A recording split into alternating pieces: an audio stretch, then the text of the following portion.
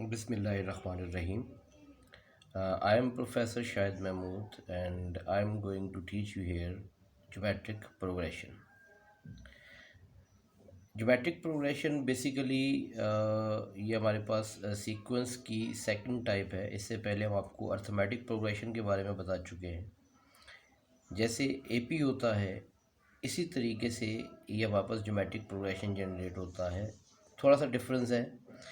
Basically जैसे हम इसको डिफ़ाइन करते हैं कि ज्योमेट्रिक प्रोग्रेशन होता क्या है, a sequence in which we get succeeding term by multiplying a fixed number in preceding term, that is called geometric sequence और प्रोग्रेशन। याद रखिएगा कि जिस तरीके से हम पहले पढ़ चुके हैं कि किसी भी अर्थमेटिक प्रोग्रेशन के अंदर एक फ़िक्स नंबर ऐड किया जाता है प्रीसीडिंग टर्म में। प्रीसीडिंग यानी प्रीवियस, पिछली टर्म की बात हम कर रहे हैं। इसी तरीके से मतलब हम यहाँ पर ये कहते हैं कि एक फ़िक्स नंबर जो होगा वो फ़िक्स नंबर हम क्या करेंगे, मल्टीप्लाई करेंगे। क्या करेंगे? मल्टीप्लाई करेंगे to get the succeeding term. Preceding term यानी पिछली टर्म में एक फ़िक्स नंबर मल्टीप्लाई हो के हमारे पास जो है वो एक सक्सीडिंग टर्म आएगी। और याद रखिएगा ये जो फिक्स नंबर है इसको हम कॉमन रेशो से डिनोट करते हैं, कॉमन रेशो कहते हैं। और याद रखिएगा ये जो कॉमन रेशो है ये इसको हम आर से, स्मॉल आर से डिनोट करते हैं। ये कॉमन रेशो फाइंड आउट करने के लिए हमारे पास जो फार्मूला इस्तेमाल होता है that is r is equal to succeeding term divided by preceding term. यानी किसी भी ज्योमेट्रिक प्रोग्रेशन की दो कॉन्सेक्यूटिव टर्म ले लें, आप दो लगातार टर्म ले लें और सक्सीडिंग में से प्रीसीडिंग को डिवाइड करें, यानी the next one divided by the previous one, तो इससे हमें कॉमन रेशो मिलता है। और ये कहीं से भी हम फाइंड आउट करें, किसी भी दो कॉन्सेक्यूटिव टर्म्स को अगर हम डिवाइड करेंगे तो ये हमारे पास कॉमन रेशो जो आएगा दैट इज़ ऑलवेज सेम। जैसे मैंने यहाँ एक छोटी सी एग्जांपल आपको बता रहा हूँ कि अगर फर्स्ट कर देते हैं कि हमारी फर्स्ट टर्म जो है वो 2 है और कॉमन रेशो भी 2 है, तो हमारी जो सीक्वेंस जनरेट होगी वो ये 2 ये हमारी फर्स्ट टर्म है या प्रीसीडिंग टर्म है और 4 हमारी जो है वो सक्सीडिंग टर्म है। अगर मुझे ये सक्सीडिंग टर्म चाहिए तो मुझे ये फिक्स्ड नंबर यानी आर जो है, ये 2 जो है इसको क्या करना पड़ेगा, मल्टीप्लाई करना पड़ेगा। जैसे 2 को मैं 2 से मल्टीप्लाई करूँगा 4 आ जाएगा, फिर 4 को मैं इस 2 से मल्टीप्लाई करूँगा तो ये 8 आ जाएगा, 8 2 से मल्टीप्लाई होगा तो 16 आ जाएगा, 16 यानी हर अगली टर्म को हम पिछली टर्म से, मतलब पिछली टर्म को 2 से मल्टीप्लाई करेंगे तो हमें अगली टर्म मिलेगी।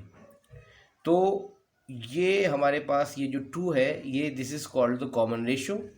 और कॉमन रेशो फाइंड आउट करने के लिए हम कोई भी दो कॉन्सेक्यूटिव ले लें। जैसे मैंने यहाँ पर ये फाइंड आउट किया है कि 4 को 2 से डिवाइड कर दो या 8 को 4 से डिवाइड कर दो, ये कॉन्सेक्यूटिव टर्म में 16 को 8 से डिवाइड कर दें या 32 को 16 से डिवाइड कर दें, रिजल्ट जो हमारे पास आएगा वो सेम आएगा and that is 2 and that is called common ratio.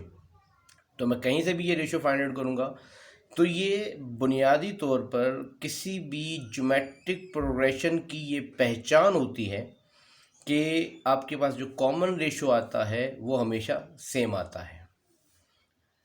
अब उम्मीद है आपको ये बात समझ में आ गई होगी। इसमें कुछ बातों का ख़ास तौर पर ख्याल रखना पड़ता है। याद रखिएगा किसी भी ज्योमेट्रिक प्रोग्रेशन के अंदर आर जो है वो ज़ीरो नहीं हो सकता, r can not be equal to zero. अगर आर ज़ीरो होगा या कॉमन रेशो ज़ीरो होगा तो ज्योमेट्रिक प्रोग्रेशन जनरेट ही नहीं होगी।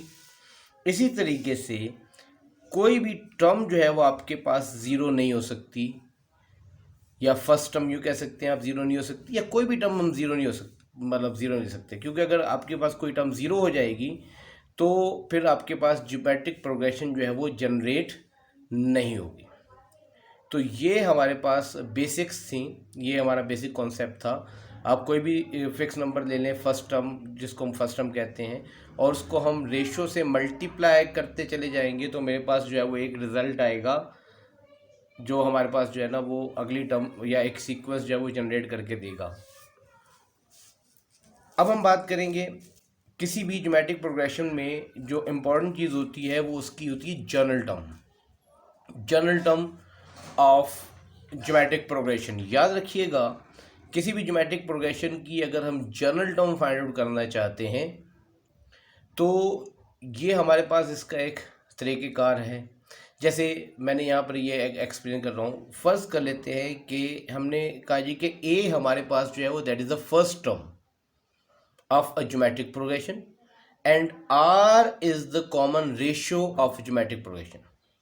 कोई भी जीपी है उसकी फर्स्ट टर्म मैं ए कंसिडर कर रहा हूँ और उसकी जो कॉमन रेशियो है उसको मैं आर से डिनोट कर रहा हूँ। और याद रखिएगा यहाँ मेंशन कर दिया हमने वाज़े तौर पर कि A can not be equal to zero and R can not be equal to zero.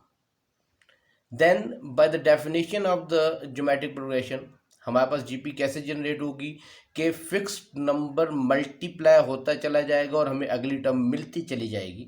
तो यहाँ पर आप देख लें ये ए फर्स्ट टर्म है, जब मैं आर इससे मल्टीप्लाई करवाऊंगा तो मेरे पास ये सेकंड टर्म आ जाएगी ए आर। इसी तरीके से आर मल्टीप्लाई होगा ए आर के साथ तो ये ए आर स्क्वायर आ जाएगा।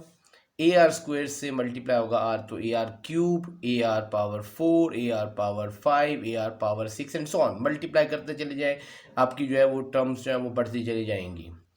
अब यहाँ पर हम डिस्कस करने जा रहे हैं general term of geometric progression. किसी भी ज्योमेट्रिक प्रोग्रेशन की जब हम जनरल टर्म की बात करते हैं तो याद रखिएगा, अब जैसे ये ए है ये फर्स्ट टर्म है, मैंने इसको T1 कह दिया, टर्म नंबर 1। जो ए आर है that is your second term T2। A are square है this is your third term. A R cube है ये हमारे पास जो है वो फोर्थ टर्म है। ए आर पावर 4 है this is the fifth term. Similarly A r power 5 that is your six term and seven term. Now T1 is equal to A, term number 1 is A and we can write this as, अगर मैं इसको यूँ लिख दूँ like A into R power 1 minus 1। देखिए 1 minus 1 क्या हो जाएगा 0, और किसी भी नंबर की पावर 0 हो तो रिजल्ट 1 आ जाता है, तो ये आपके पास दोबारा A मिल जाएगा। इसी तरीके से जो टर्म नंबर 2 है ए आर, ये हमारे पास यहाँ मेंशन हमने किया है, इसको मैं इस तरीके से लिख सकता हूँ ए आर पावर 2 माइनस 1। ये 2 माइनस 1 क्या हो जाएगा ये 1 हो जाएगा। This is equal to a r, एक ही बात है। इसी तरीके से ये टर्म नंबर 3 हमने यहाँ मेंशन की है a are square, this can be written as a r power 3 minus 1।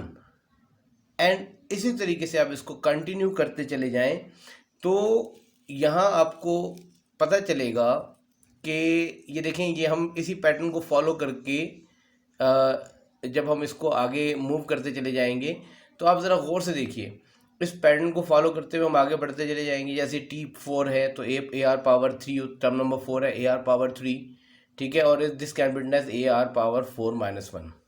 अगर आप इन तमाम टर्म्स को फोकस करें तो आपको एक बात वाज़े तौर पर नज़र आएगी, याद रखिएगा कि इसमें एक ख़ास तरतीब, एक ख़ास पैटर्न बन गया।